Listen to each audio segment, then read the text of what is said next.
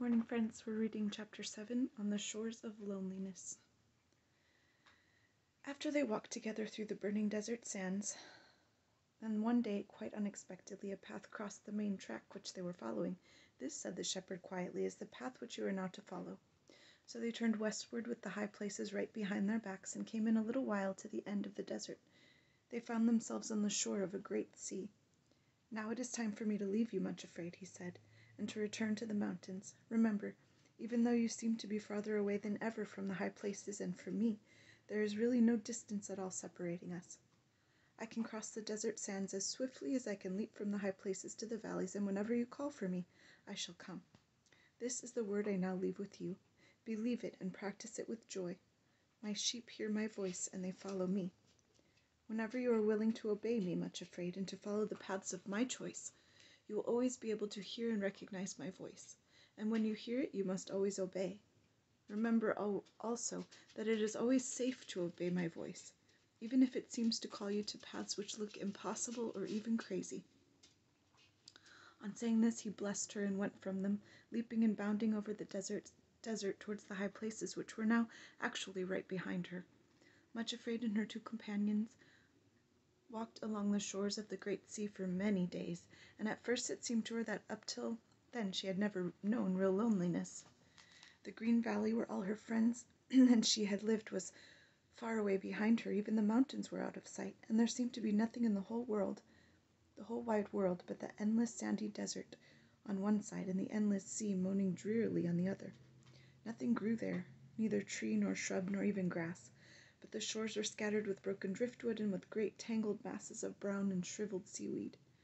Nothing lived in the whole region save the seagulls wheeling and crying overhead, and the crabs scuttling across the sand into their burrows. At intervals, too, an icy wind came shrilling across the billows, stabbing sharp as a knife. In those days, Much Afraid never let go of the hands of her two companions, and it was amazing how swiftly they helped her along. Stranger still, perhaps, was the way in which Much Afraid walked, swifter and more upright than ever before, and with scarcely a limp. For something had happened in the wilderness which had left a mark upon her for the rest of her life. It was an inner and secret mark, and no one would have noticed any difference outwardly, but all the same a deep inner change had taken place, which indicated a new stage in her life. She had been down into Egypt and had looked upon the grinding stones, the wheel, and the furnace, and knew that they symbolized an experience which she herself must pass through. Somehow, incredible as it was, she, Much Afraid, had been enabled to accept the knowledge and to acquiesce in it, and she knew within herself that with that acceptance a gulf had opened between herself and her past life, even between her past self, a gulf which could never again be closed. She could look back across it to the green valley between the mountains and see herself there with the shepherd's workers, feeding her little flock, cringing before her relatives, and going to the pool morning and evening to keep tryst with the shepherd. But it was like looking at somebody else altogether, and she said to herself, "I was that woman. I am not that woman now." She did not understand how it happened, but what the shepherd had said had come to pass in herself. For those who go down into the furnace of Egypt and find there the flower of acceptance come up changed, and with the stamp of royalty upon them. It is true that Much Afraid did not feel at all royal, and certainly did not as yet look it. Nevertheless, she had been stamped with the mark, and would never be the same again. Therefore, though she went with sorrow and suffering day after day along the shores of the great sea of loneliness, she did not go cringingly or complainingly. Indeed, gradually an impossible thing seemed to be happening. A new kind of joy was springing up in her heart, and she began to find herself noticing beauties in the landscape of which, until then, she had been quite unconscious. Her heart often thrilled with an inner ecstasy when she caught sight of the sun shining on the wings of the wheeling seagulls, making them gleam as dazzlingly white as the snow on the peaks of the far-off high places. Even their wild, mournful cries and the moanings of the water stirred her in a sorrow which was strangely beautiful. She had the feeling that somehow, in the very far-off places, perhaps even in far-off ages, there would be a meaning found to all sorrow, and an answer to be fair and wonderful. There would be a meaning found to all sorrow, and an answer too fair and wonderful to be as yet understood. Often, too, she found herself laughing aloud as she watched the antics of the funny little scuttling crabs. When the sun shone brightly as it did at times, even the grey, dreary sea was transformed into a thing by surpassing beauty, with the light gleaming on the curving green breakers and the foaming spray, and the horizon blue as a midnight sky. When the sun thus shone on the wild wastes of waters, it seemed as though all their sorrows had been swallowed up in joy. And then she would whisper to herself, "When he hath tried me, I shall come forth as gold." Weeping may endure for a night, but joy cometh in the morning. One day they came to a place on the shore where were high cliffs and great rocks scattered all about. In this place they were to rest for a time, and while there Much Afraid wandered off by herself. After climbing the cliff, she found herself looking down into a lonely little cove, completely enclosed on 3 sides by the cliffs, and with nothing in it but driftwood and stranded seaweed. The chief impression it made upon her was its emptiness. It seemed to lie there like an empty heart, watching and longing for the far-off tide which had receded to such a great distance that it could never again return. When, however, drawn by an urge to revisit the lonely cove, Much Afraid went back to the same spot some hours later, all was changed. The waves were now rushing forward with the strength of a high tide, urging them onwards. Looking over the edge of the cliff, she saw that the cove which had been so empty was now filled to the brim. Great waves, roaring and laughing together, were pouring themselves through a narrow inlet, and were leaping against the sides, irresistibly taking possession of every empty niche and crevice. On seeing this transformation, she knelt down on the edge of the cliff and built her 3rd altar. "O my Lord," she cried, "I thank thee for leading me here. Behold me, here am I, empty as was that little cove, but waiting thy time to be filled to the brim with the flood tide of love." Then she picked up a little piece of quartz and crystal which was lying on the rocky cliff, and dropped it beside the other memorial stones in the little bag which she carried with her. It was only a short time after the building of that new altar that her enemies were all upon her again. Far away in the Valley of Humiliation, her relatives had been awaiting the return of Pride with his victim, but as time passed and he did not return, and Much Afraid did not reappear, it became obvious that he must have been unsuccessful in his undertaking, and was too proud to admit it.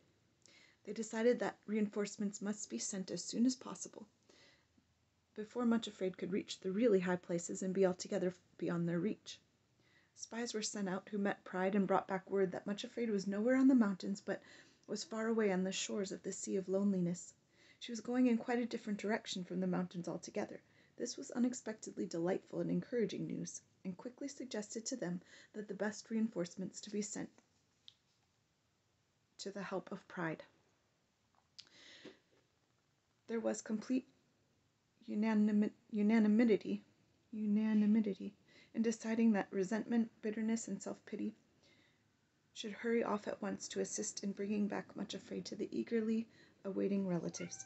Off they went to the shores of Loneliness, and Much Afraid now had to endure a time of really dreadful assaults. It is true that her enemies soon discovered that this was not the same Much Afraid with whom they had to deal. They could never get within close reach, because she kept so near to sorrow and suffering, and accepted their assistance so much more willingly than before. However, they kept appearing before her, shouting out their horrid suggestions and mocking her, until it really seemed that wherever she went, one or other popped up. There were so many hiding places for them among the rocks, and hurled their darts at her. "I told you so," Pride would shout viciously. "Where are you now, you little fool? Up on the high places? Not much. Do you know that everyone in the Valley of Humiliation knows about this, and is laughing at you? Seeking your heart's desire, eh?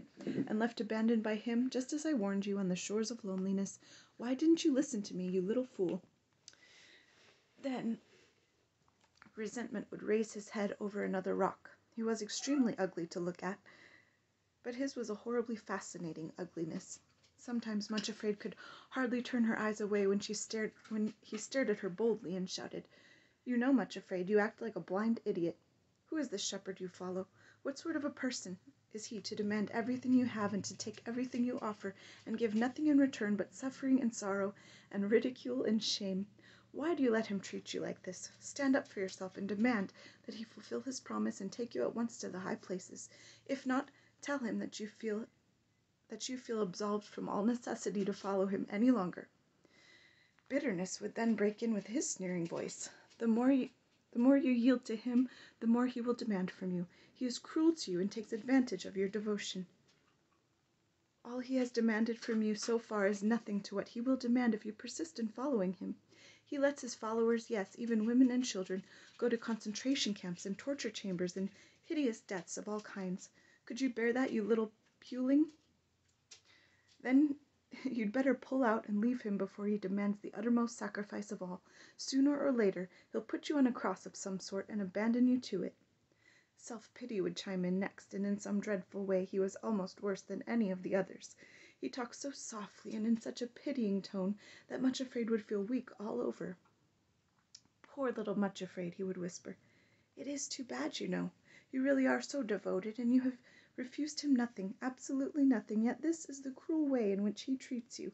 Can you really believe when he acts towards you like this that he loves you and has your real good at heart? How can that be possible? You have every right to feel sorry for yourself. Even if you are perfectly willing to suffer for his sake, at least other people ought to know about it and pity you instead of misunderstanding and ridiculing as they do.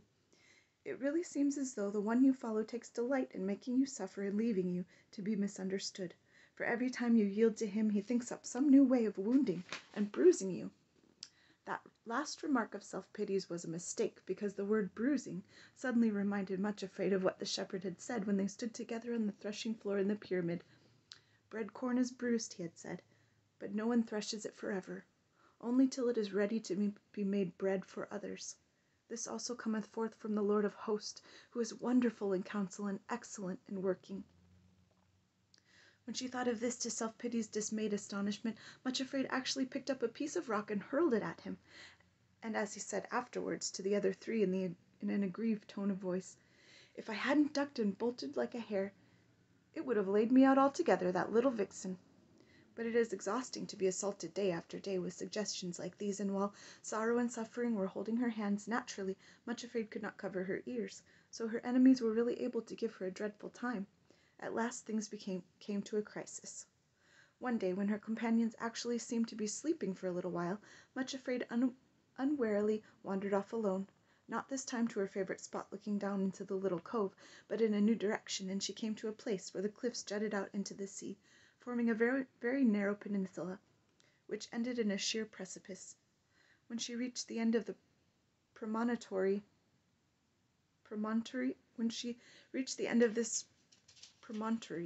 she stood looking out over the endless expanse of sea, and suddenly found to her horror all four of her enemies approaching and closing in on her.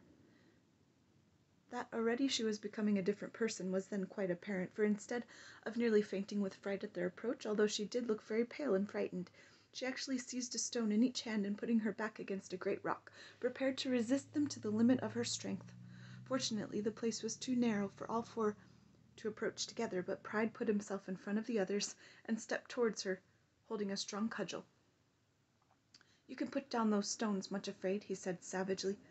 There are 4 of us here, and we mean to do as we please with you now that you are in our power. You shall not only listen to us, but shall go with us. Much Afraid lifted her face towards the seemingly empty sky, and with all her strength called out, Come to my deliverance, and make no tarrying, O my lord. To the horror of the 4 ruffians, there was the shepherd himself leaping toward them along the narrow promontory, with more terrible than a great mountain stag with thrusting horns. Resentment, bitterness, and self-pity managed to hurl themselves flat on the ground and edge away as he bounded towards the place where Pride was just seizing hold of Much Afraid. Catching him by the shoulders, the shepherd spun him around, lifted him in the air where he uttered a loud, despairing shriek, and then dropped him over the edge of the cliff into the sea. "Oh, shepherd!" gasped Much Afraid, shaking with relief and hope. "Thank you. Do you think Pride is really dead at last?" "No," said the shepherd. "It is most unlikely." He glanced over the cliff as he spoke, and caught sight of Pride swimming like a fish toward the shore, and added, "There he goes, but he has had a fall today which he will not forget, and I fancy he will limp for some time to come. As for the other 3, they have made off into some hiding place, and are not likely to trouble you again in the same way, now that they realize that I am within call." "Shepherd," asked Much Afraid earnestly, "tell me why I nearly got into Pride's clutches again, and why resentment, bitterness, and self-pity have been able to pester me for so long in this dreadful way. I did not call you before because they never dared to come close to me or to make a real attack, but they have been lurking around all the time and making their horrible suggestions, and I couldn't get away from them. Why was it? "I think," said the shepherd gently, "that lately the way seemed a little easier and the sun shone, and you came to a place where you could rest. You forgot for a while that you were my little handmaiden, Acceptance with Joy, and were beginning to tell yourself it was really time that I led you back to the mountains and up to the high places. When you wear the weed of impatience in your heart instead of the flower, Acceptance with Joy, you'll always find your enemies get an advantage over you." When you wear the weed of impatience in your heart instead of the flower, Acceptance with Joy, you will always find your enemies get an advantage over you. Much Afraid blushed. She knew how right he was in his diagnosis. It had been easier to accept the hard path and to be patient when the sea was gray and dull, than now when the sun shone and everything else around looked bright and happy and satisfied. She put her hand in the shepherd's and said sorrowfully, "You are quite right. I have been thinking that you are allowing me to follow this path too long, and that you are forgetting your promise." Then she added, looking steadfastly into his face, "But I do tell you now with all my heart that you are my shepherd whose voice I love to hear and obey, and that it is my joy to follow, you. You choose, my lord, and I will obey." The shepherd stooped down and picked up a stone which was lying beside her feet and said smilingly, "Put this in your bag with the other stones as a memorial of this day, when for the first time you saw pride toppled over before you, and of your promise that you will wait patiently until I give you your heart's desire." God bless you, friends. Have a good day.